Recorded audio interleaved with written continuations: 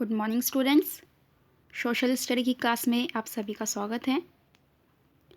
आज की क्लास में हम chapter 5 the birth of United nation को आगे कंटिन्यू करेंगे। अब तक हम रीड कर चुके हैं कि कैसे यूनाइटेड नेशंस का बर्थ हुआ और उसके क्या क्या ऑब्जेक्टिव्स थे।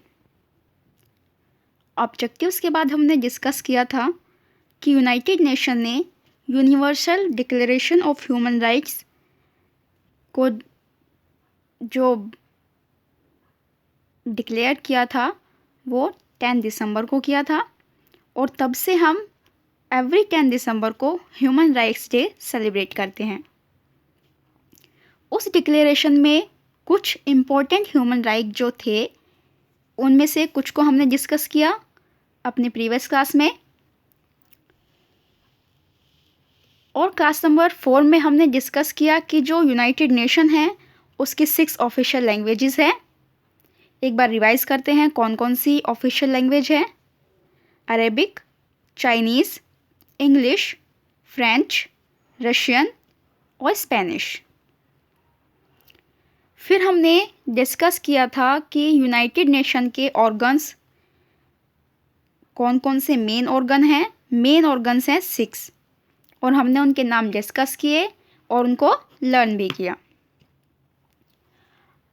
अब हम जो है क्लास नंबर 5 में जो ऑर्गन्स है यूनाइटेड नेशन के उनके बारे में थोड़ा डिटेल में रीड करेंगे। Organ number 1, the general assembly. United nation में जो उसके ऑर्गन्स है उसका एक इम्पॉर्टेंट पार्ट है the general assembly. The general assembly is the largest body of UN. UN means United nation.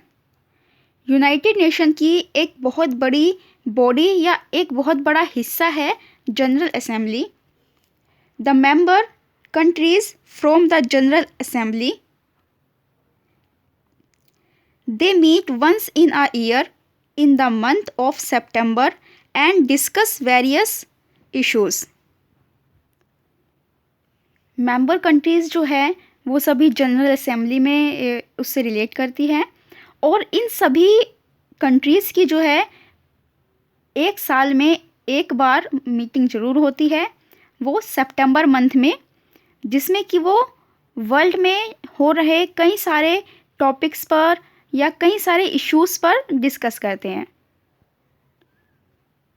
A 2/3 majority is needed to pass resolution on all important matters.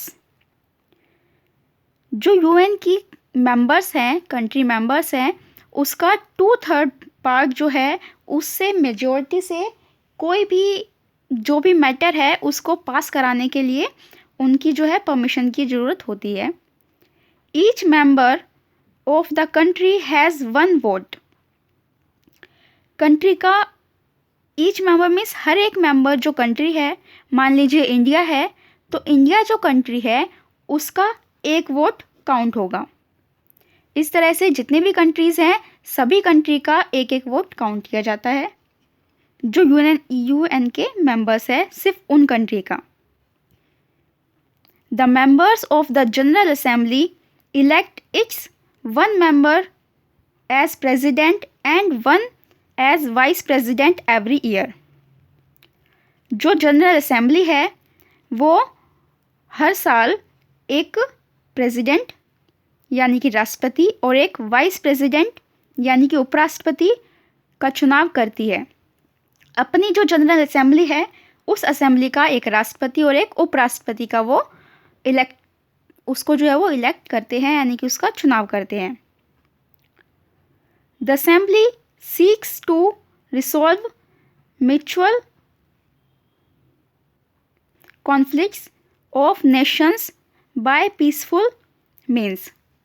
It deals with problems like poverty, increasing population, social equality and illiteracy and suggest way to solve them. जो ये assembly है ये कई सारी problems पर discuss करती है और उनको सॉल्व करने की कोशिश करती है। जैसे कि कौन कौन सी प्रॉब्लम्स है जिनके साथ वो डील करती है।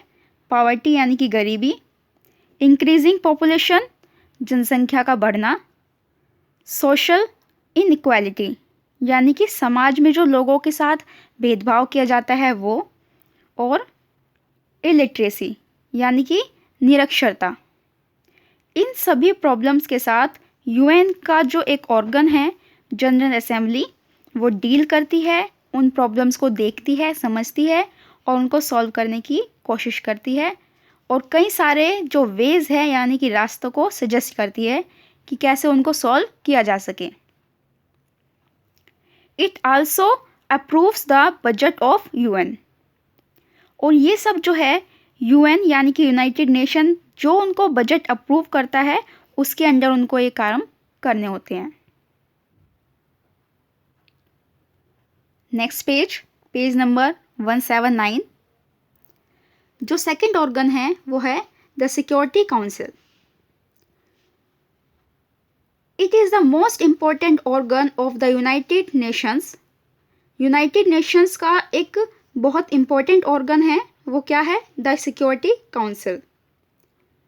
It looks after the peace and security in the world. ये जो है पूरे संसार में शांति और सिक्योरिटी को देखता है, उसको हमेशा बनाए रखने की कोशिश करता है। It probes into international disputes and helps in resolving them. It is made up of 15 members. It means the Security Council. जो सिक्योरिटी काउंसिल है वो जितने भी तरह के डिस्प्यूट्स है यानी कि जो समस्याएं हैं उनको सॉल्व करने की कोशिश करता है, और सिक्योरिटी काउंसिल में जो है 15 मेंबर्स होते हैं। कितने मेंबर है सिक्योरिटी काउंसिल के? 15 members. Among these 5 are permanent members. जो 15 मेंबर्स है उनमें से 5 मेंबर्स जो है वो परमानेंट हैं, यानी कि वो हमेशा रहते हैं, permanent. The other 10 members are elected by the general assembly every 2 years. और जो बाकी के 10 मेंबर्स हैं सिक्योरिटी काउंसिल के, वो हर 2 साल के बाद जो है जनरल असेंबली द्वारा इलेक्ट किए जाते हैं, यानी कि उनका चुनाव किया जाता है।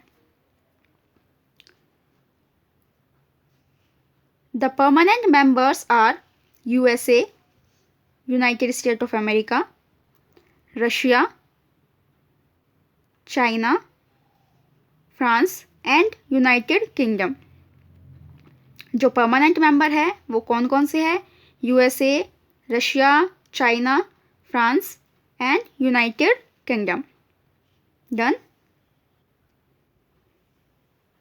एक बार समझिए, जो सिक्योरिटी काउंसिल है उसके टोटल 15 मेंबर्स हैं। कितने मेंबर है? 15। 15 में से 5 जो है वो है परमानेंट, पी से परमानेंट। उनके नाम हमने अभी डिस्कस किए, USA, रशिया, चाइना, फ्रांस और यूनाइटेड किंगडम। अब इसके बाद जो 10 मेंबर्स हैं वो चेंज होते रहते हैं एवरी 2 ईयर में। जो हमने इससे पहले एक ऑर्गन डिस्कस किया था जनरल असेंबली, वो हर 2 साल में अदर कंट्रीज़ जो हैं उनमें से 10 मेंबर्स को चुनती है और उनको सिक्योरिटी काउंसिल का मेंबर बना देती है। तो 10 मेंबर है टेम्परेरी और 5 है परमानेंट।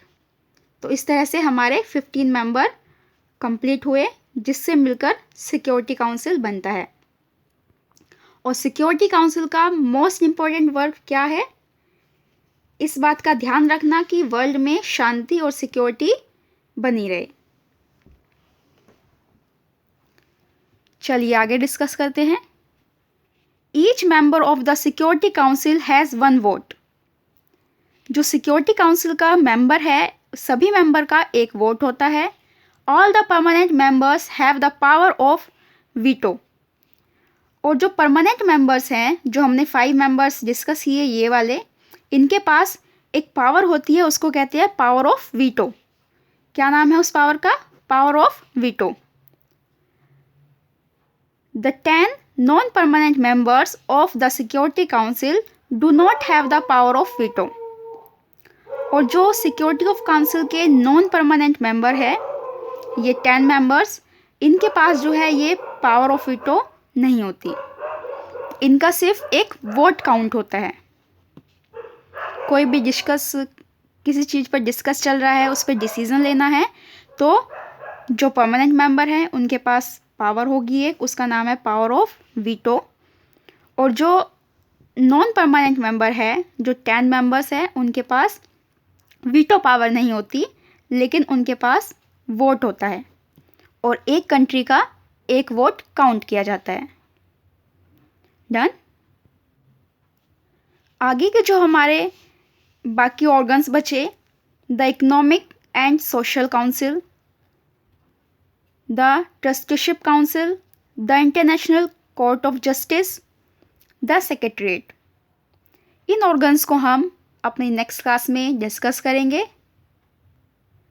आप इन ऑर्गन्स को एक बार रीड जरूर कीजिएगा और समझने की कोशिश करना कि किस ऑर्गन का क्या वर्क है और उसके बारे में क्या हमें बताया गया है। और बाकी चीज़ें हम जब इसको रीड करेंगे तो अच्छे से डिस्कस करेंगे। आज की क्लास में इतना ही। Thank you and have a nice day.